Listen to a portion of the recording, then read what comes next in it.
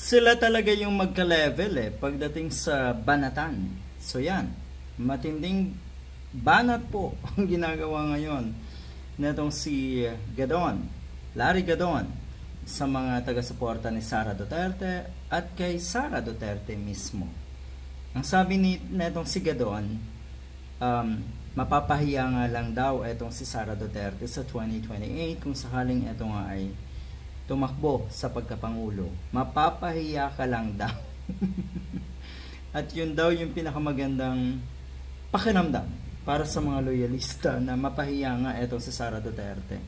Akala niya kasi daw ay malaki pa yung sinasabi nilang DDS, yung mga taga-suporta na itong si Sara Duterte. Akala nila malawak pa. Ay ang totoo daw niyan, iilan na lang, hindi pa buong Mindanao, dahil marami na rin ang tatauhan daw dyan. So eto ngayon ang suhestyon ni Larry Gadon kay Sara Duterte, na kung ay mag-resign na lang siya at wag nang antayin ang impeachment trial para mag-proceed or magpatuloy. Sabi niya kailangan mag-resign siya para pwede pa siyang tumakbo sa 2028 for presidential elections. So titignan natin kung pwede pa ba talaga.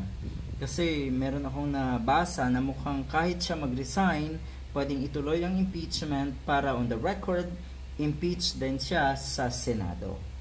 Anyway, gustong-gusto ko siyang tumakbo, sabi natin si Gadon. Kasi gusto ko silang mapahiya.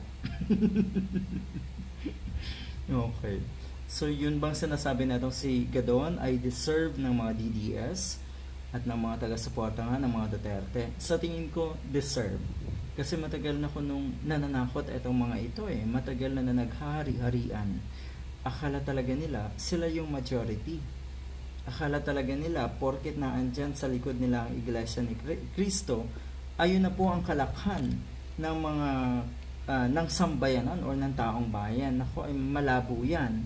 Sabi, gustong mapahiya na talagang wala naman daw talagang boto ang mga Duterte.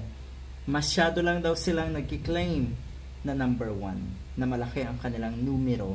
Pero ang totoo daw niyan, hanggang social media lang daw ang tinatawag na numero nga na itong mga DDS. Ayan, gusto po kayong mapahiya ni Larry Gadon.